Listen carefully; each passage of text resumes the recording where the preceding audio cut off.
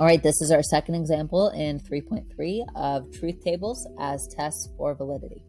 So again, I've drawn out a basic table ahead of time, but we're going to now go through and fill that table in. So as per last time, first things first is that we go ahead and identify our atomic sentences. Now notice even in this first premise, we see 3 atomic letters. We see the letters A, B, and C. Remember, negation doesn't count as atomic. Disjunction doesn't count as atomic. So none of those things are actually atomic. We want to pull out just the letters, right? Just the letters without anything attached to them from this sentence. We look at the second premise that has the letter A as well. That's a duplicate from premise 1. And the conclusion has letter C, atomic letter C, which is also a duplicate from premise 1. So that means we know that we have 3 atomic sentences. So our 3 atomic sentences, we take our mathematical formula for determining the number of rows, which is 2 to the n, where n is equal to the number of atomic sentences. And we get 2 to the 3. 2 to the 3 is 2 times 2 times 2, which is equal to 8. So that means we're looking for 8 rows. So we need 8 rows. 1, 2, 3, 4, 5, 6, 7, 8. So we're going to be coming down to about here. That's going to be 8 rows in terms of our truth values.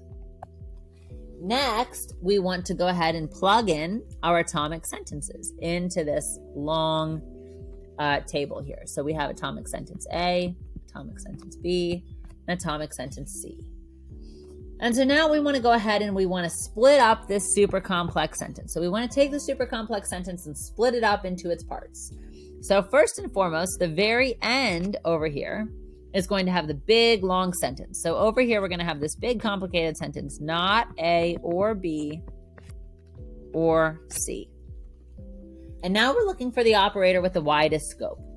When we're looking at the widest scope connective here, the widest scope connective that matters is the one that connects the largest constituents. And so notice that not here is not actually over the whole sentence. Not is just ranging over A or B. So not can't be our widest scope connective because it's got nothing to do with this little portion over here. This little portion is separate. So not's not our widest scope connective.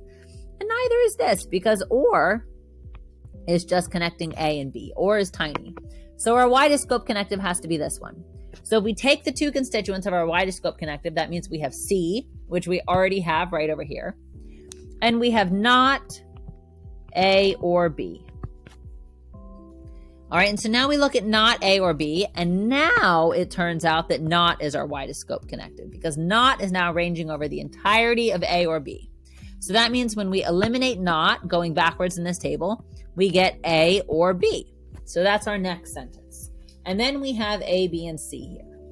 And so we can notice, right, if we recall, that we had premise A and conclusion C. So we have one extra column here. I'm going to go ahead and eliminate this column because we don't actually need it, right?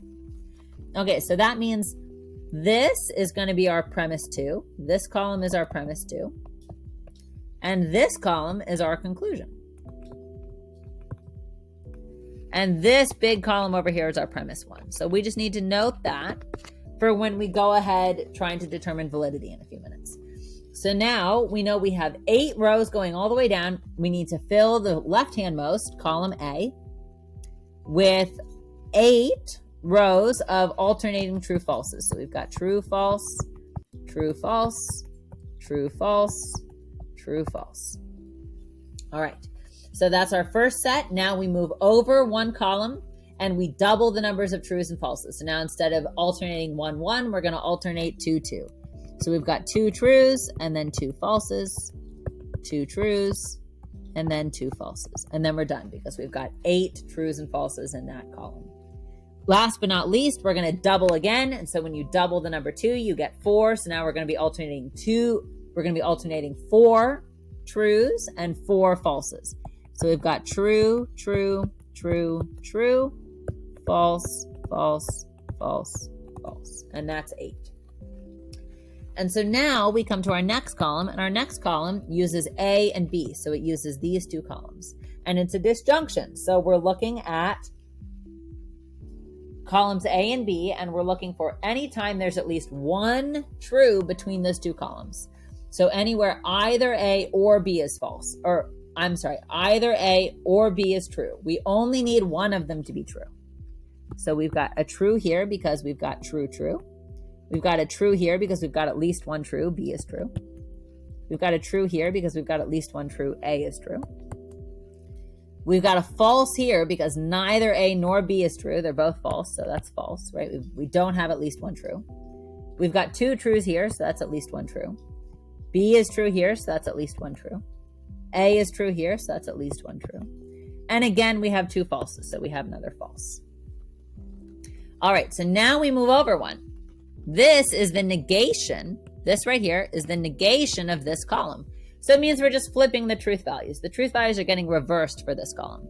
So since this column is true, that means this column is going to be false. And likewise, we have a false right here, a false right here, a true right here, a false, a false, a false, and a true. Because we're just flipping the truth values of this column. All right, very good.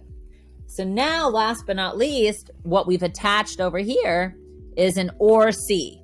So we've got the truth values from this column or the truth values from this column. So that means this final column is true just when we have a true in this column or we have a true in this column.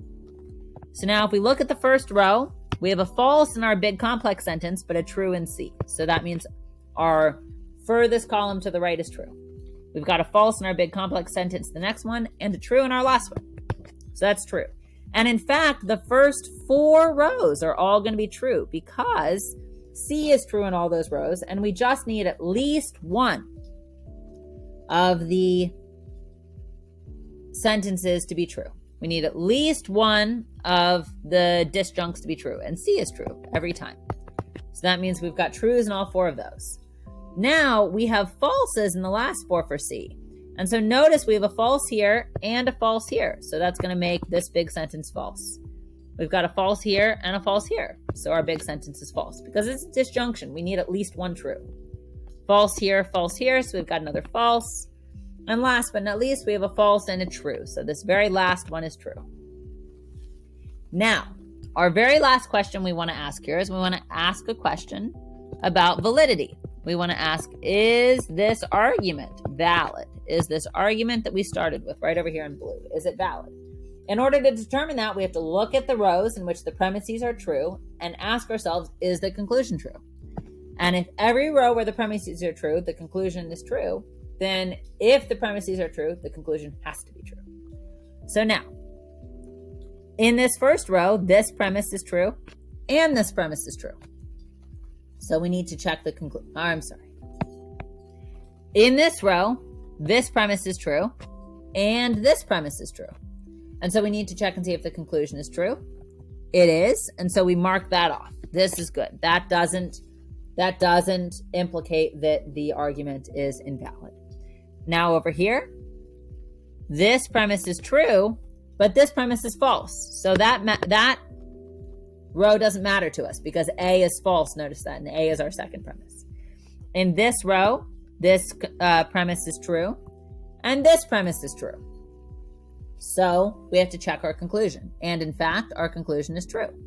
So that one also doesn't implicate that the argument is invalid, right? Our argument is still valid with that one.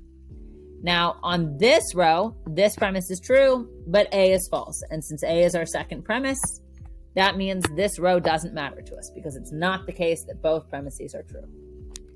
Our premise is false on all of these, so we skip all of those because those aren't ones we're looking for.